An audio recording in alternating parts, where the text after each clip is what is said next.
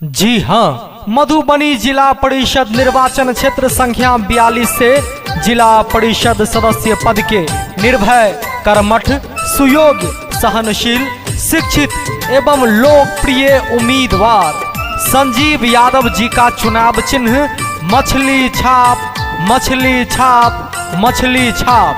जी हाँ, मछली छाप ईवीएम मशीन पर 12 नंबर में रहेगा। जी हाँ, मछली छाप पर नीला बटन दबाकर भारी मतों से विजयी बनावे। आई बेर भैया बहनिया। अभी सुन रहे हैं बगैवा से डीजे धमाका को। आई बेर भैया बहनिया, सब मिल सोची है रे जान।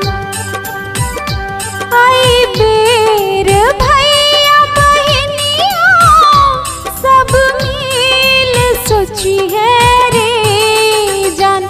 संजीव भैया के पार्षद बनबी है रे जान। संजीव भैया के पार्षद बनबी है रे जान। हाँ, ए बेर सब गोटे मिल जुल कर संजीव यादव जी के चुनाव चिन्ह मछली छाप पर बटन दबेबे। हाँ, मछली छाप ईवीएम मशीन पर 12 नंबर में रहते से मान राखब। हाँ, मछली छाप पर बटन दबेबे, संजीव यादव जी के पार्षद बनेबे। मछली निशान पर सब मिल। हाँ हाँ, मछली छाप, मछली छाप, मछली छाप। मछली निशान पर सब मिल, बटन दबी है रे जान। मछली निशान पर सब मिल, बटन दबी है रे जान। संजीव भैया के पार्षद बनबी है रे जान। इलाका किसी का हो, धमाका दिवाकर दीवाना भाई का ही होगा। संजीव भैया के पार्षद बनबी है रे जान। हे यो भुटकुन काका, ही के कहे छी ए बेर सब गोटे मिल कर संजीव यादव जी के चुनाव चिन्ह मछली छाप पर बटन दबेबे और संजीव यादव जी के भारी मत से विजय बना कर क्षेत्र संख्या 42 में जिला परिषद सदस्य बनेबे। तबे क्षेत्र संख्या 42 में सर्वांगीण विकास हेते। हाँ, मछली छाप ईवीएम मशीन पर 12 नंबर में रहते, मौन राखब। सुनथिन ओ सब के कहानमा,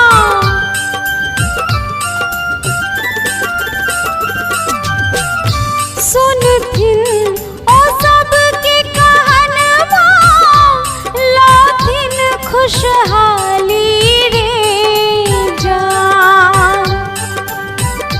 सुनथिन ओ सब के कहानमा, लाथिन खुशहाली रे जान।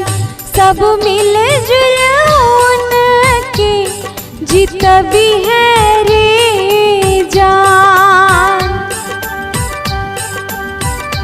सब मिल जुल के जीतबी है रे जान।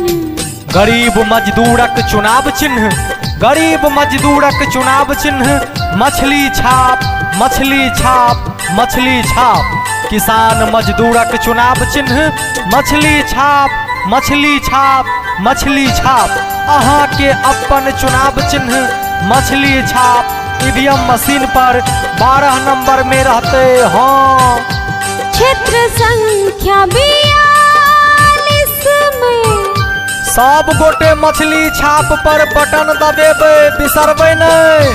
क्षेत्र संख्या 42 में करथिन विकास रे जान। अभी सुन रहे दिवाकर दीवाना भाई। क्षेत्र संख्या 42 में करोथिन विकास रे जान।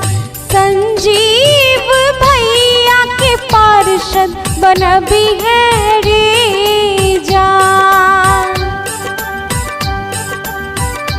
मछली निशान पर बटन दबी है रे जान।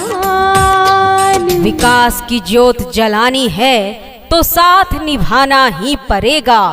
विकास की ज्योत जलानी है तो साथ निभाना ही पड़ेगा। क्षेत्र को आगे ले जाना है तो आगे आना ही पड़ेगा। अगर जिला परिषद चुनना है संजीव यादव को, अगर जिला परिषद चुनना है संजीव यादव को, तो याद रखिए मछली छाप पर बटन दबाना ही आप सुन पड़ेगा। रहे हैं दिवाकर मछली दीवाना छाप भाई पर ग्राम बटन बलिया, दबाना जिला ही मधुबनी।